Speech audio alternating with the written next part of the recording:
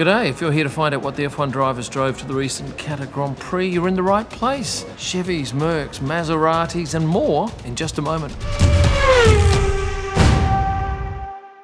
The Losail International Circuit is about a 25-minute drive from where most of the drivers were staying. It's a drive along a freeway that's never crowded, at least not at the time the drivers go to the track or that they return. Let's kick it off with the Red Bull drivers, both of them driving Fords. Of course, Ford is a 2026 sponsor of Red Bull. And Max Verstappen in a Ford Explorer XLT.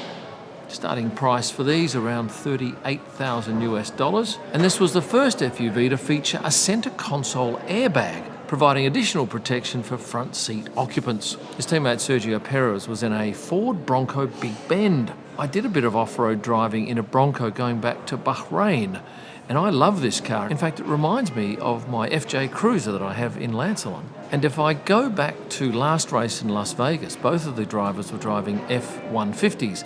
This is the electric version, and I had no idea that if your power goes off in your house, this car can power your house.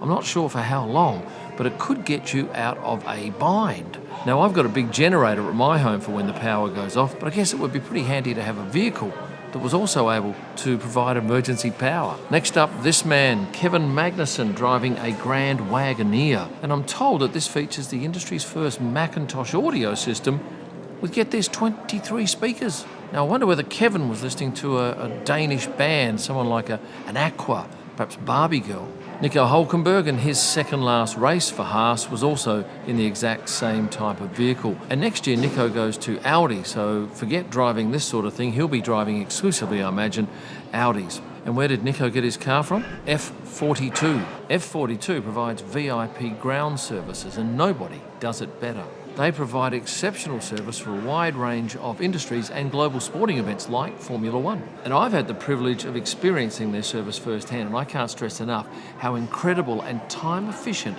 it is to be able to roll up at an airport, go straight to the F42 tent, get your keys to your cars and not have to stand in a long line waiting to collect your car. Just ask many of the Formula One teams what they think and they'll say exactly the same thing. But F42 isn't just Formula One. They work with Formula 2, Formula 3 and Formula E plus MotoGP.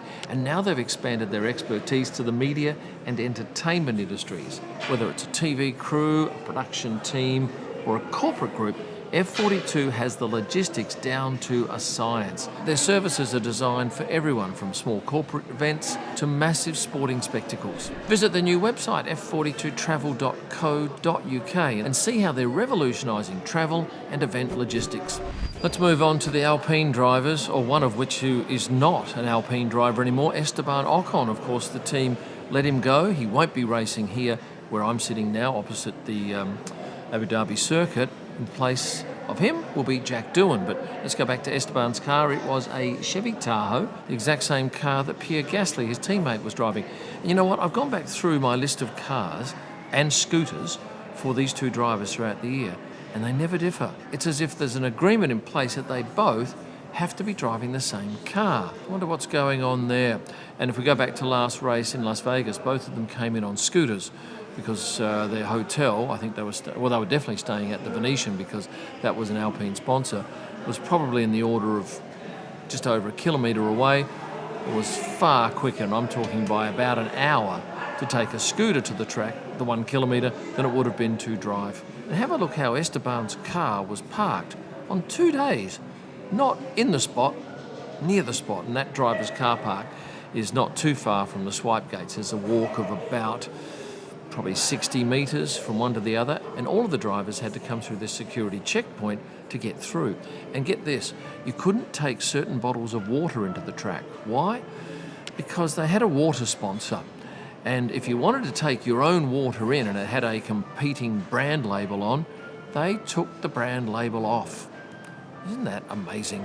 Let's go next to the McLaren drivers of Lando Norris and Oscar Piastri, both driving the same car, a Chevy Tahoe. Maybe they've got an agreement to drive the same cars as the Alpine drivers. But the Chevy Tahoe, and I don't know whether you realise this, has a secret compartment behind the infotainment screen for storing valuables. Although if you're a crook, you'd probably know that.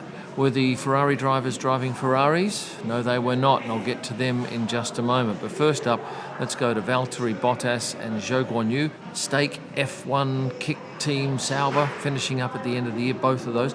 And we're still waiting to see whether or not Valtteri Bottas gets that reserve driver gig at Mercedes, if indeed he wants it. Last race it was announced that Mick Schumacher was not extending his role as the reserve driver for Mercedes, so that is a vacant spot. Zhou was in an Audi Q8, and did you know that the Q8's interior lighting can be changed to provide some 30 different colour options? You can create your own personal experience. And Valtteri was in an Audi Q8 TFSI. Now, I did some research, and TFSI stands for Turbo Fuel Stratified Injection. Does that mean anything to you? What did Valtteri drive last race in Vegas? Well, he rode his bicycle, as he's done for most of the races this year. Although you wouldn't ride a bicycle to the Qatar track because pretty much there's just a freeway on the way out there and nothing but sand either side for a lot of that trip. Yuki and Liam Lawson both driving Hondas, with Liam scoring the Honda Pilot Sport.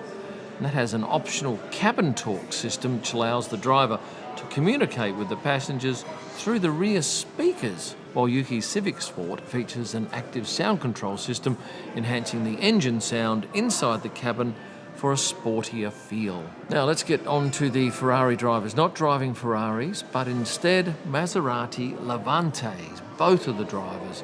And if you've ever heard a Levante's engine, it is uniquely tuned to produce a rich musical roar, especially when the sport mode is activated. Next year though, Carlos Sainz will not be driving Ferraris.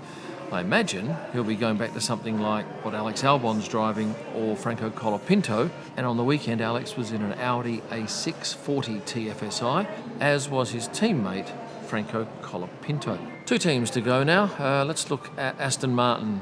Predictably the same cars. Aston Martin DBXs for both Lance and Fernando. Oh no, hang on. Fernando, I see here, Chevy Tahoe. What's happened there? Maybe he wanted to go off-road out perhaps in the dunes at some point. That's an unusual one. And finally, the two cars left are Mercedes drivers George Russell and Lewis Hamilton. George was staying in the same hotel as I was over the weekend, and he, as I, took advantage of the valet parking, which is sensational and comes absolutely free of charge at the Ritz-Carlton. Thank you very much, Ritz-Carlton, because we were paying the order of $50 a night for parking and valet service in Vegas. But of course, they're two completely different markets. Anyway, back to the cars they were driving. GLE 450s. Lewis would have his GLE 450 drive him right up to the swipe gates, jump out and make a quick entry into the paddock, while George parked in the driver's car park and walked through. And that GLE features an E-active body control system that you can rock the vehicle to free it from sand or mud. But Lewis has only got one more race driving in a Mercedes. He's going to Ferrari next year, and there's no doubt he'll be rolling up in some of the finest cars that the world has to offer. Oh, and what was I driving? I was driving a Best Tune. This is a small Chinese SUV, easy on fuel, which is cheap here, 1.9 Real per litre. And that works out at about 60 US cents per litre.